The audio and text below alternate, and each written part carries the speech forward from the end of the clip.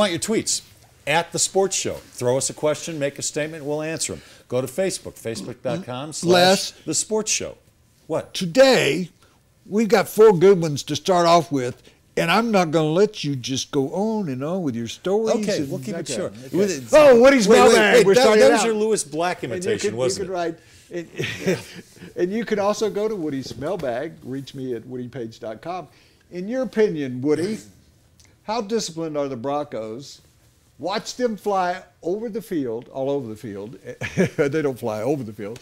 Fly all over the field. It seems as if they play for the ESPN highlights translated themselves rather than keep their lanes. A lot of high-priced players saying the right things and doing the wrong things over and over again.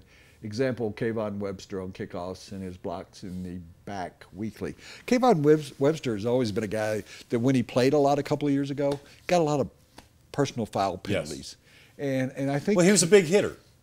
And I think his toughness goes over the edge sometimes, but he has not been much of a factor except when they're playing maybe 6-7 defensive backs. Do you agree with Roger? Do you think they're undisciplined? No, I don't think so. I don't either. I don't find that. I would totally disagree with that, and not that we're trying to agree on everything, but I don't see that. I see a team that has a lot of spectacular individuals.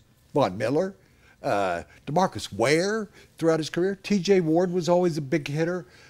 Talib came here with a great reputation. Chris Harris has developed himself into it. Knighton, I think it's players that are enthusiastic about the game.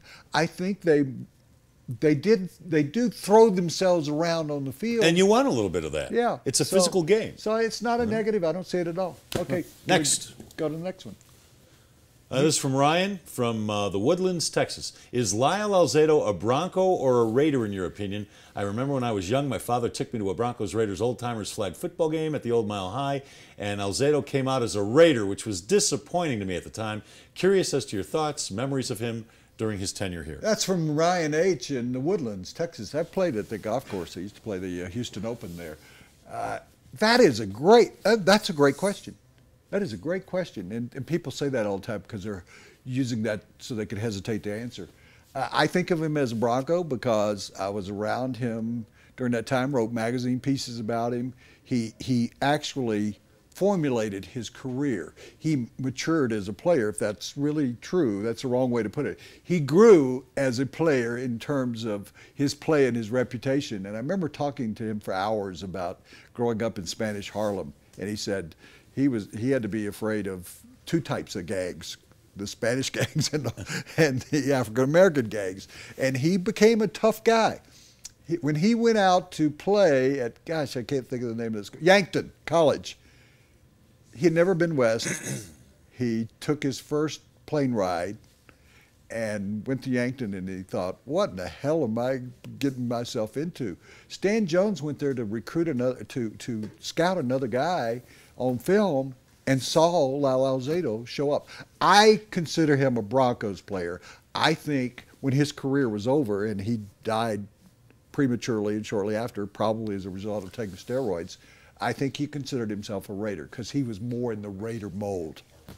I didn't get here till '84, so I didn't cover Lyle when he was with the Broncos. But I did have a relationship with Lyle. This is a funny story.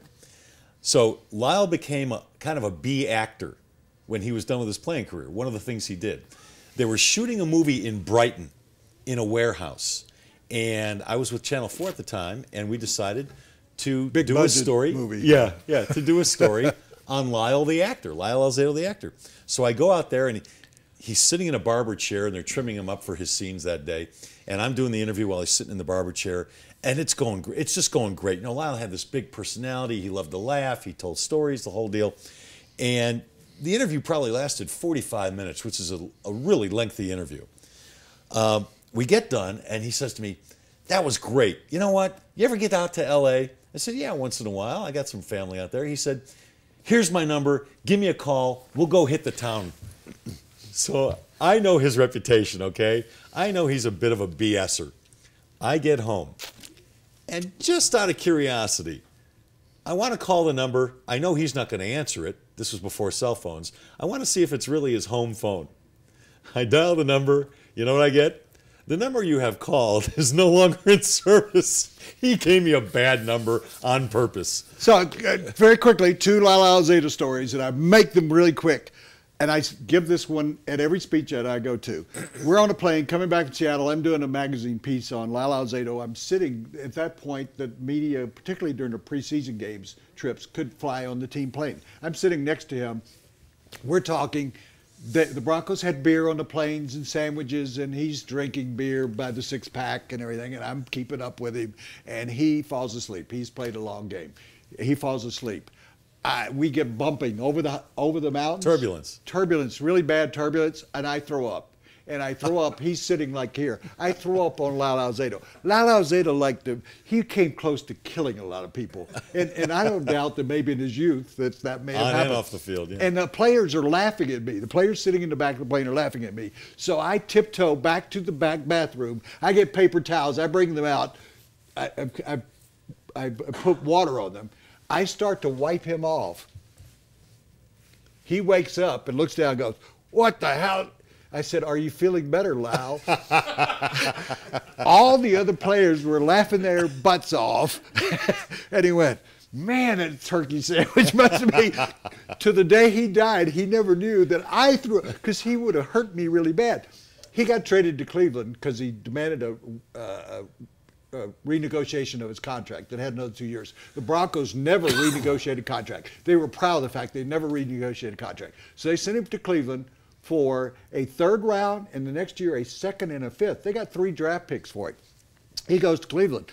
Broncos go in to play Cleveland. I call him and I said, I want to get together with you the day before the game. Sure, I'll pick you up. We're going to go to a Polish restaurant, because Cleveland has a great Polish neighborhood. And so we go outside town to this Polish restaurant, and we have a big meal and everything. He's telling me stories, and he is in such a great mood. We go back. I thank him. I write the story. Lyle's a new guy. He's actually having fun, enjoying his life. The next day they play in mud in Old Municipal Stadium. Randy Grashar picks off a pass and returns it about 85 yards for a touchdown, and the Broncos win. I'm standing on the sidelines in a nice English, London fog jacket, and Lyle's coming off the field. I had spent the whole day with him the day before, and so I'm waiting on him to say, it was great to see you, Lyle, and I would stand up, and I got my hand out. He runs over me. He knocks me down into the mud, and I'm in the mud, and somebody said, "Boy, he hates you." I said, "No, he's on something." Yeah, I think you were right. He was. So, Ryan, thanks for that one. That brought back some good memories. Let's do one more. There could be a lot of stories. All right, this is from Richard in Austin, Texas. You want to read it? What are your thoughts about Adam Gase? Well, I thought he was a questionable hire at offensive coordinator from the beginning. With the amount of talent brought to the team with players and coaches, and considering Peyton's age, it seemed to me that they should have brought in a more experienced offensive coordinator. Wait, it's not an offensive coordinator. It's offensive coordinator. Yeah. Richard from Austin, Texas. Well, he probably went to Texas and he didn't quite get it. I thought it was a great hire, and he and I become somewhat friends. I thought it was a great hire because he had a background with the greatest show on earth. He had coached, Mike Martz. Yeah. He had coached under Mike Martz. Mike Martz. Yeah. He had coached in San Francisco. He had coached with early on with Saban. Yes. He had a real pedigree, and he was a guy who started out as a computer guy when he didn't even know how to use a computer. In college, he didn't play college football, but he wanted to be a football coach. And just to come around, he had worked in San Francisco. He worked with the Detroit Lions. He had that Mike Martz kind of, good energy, around the same age as Peyton. And he's younger than Peyton, and Peyton kind of took him and helped train him. And I thought it turned out because you had an energy guy who could keep up with Peyton Manning, who keeps all hours. And Adam told me, he said, finally, I had to set down the rule. No text from you on Friday night. That's when I actually get to spend a little time with my kids. And he said, otherwise, Peyton was sending him 50 texts a day. I thought it was a perfect marriage, actually. Worked pretty well last year, didn't it? Yeah. And this year, not too bad either. Yeah, sure. Yeah. And he'll go on, he'll get one of the jobs, and then you won't have to worry about that. No longer will they have the offensive coordinator.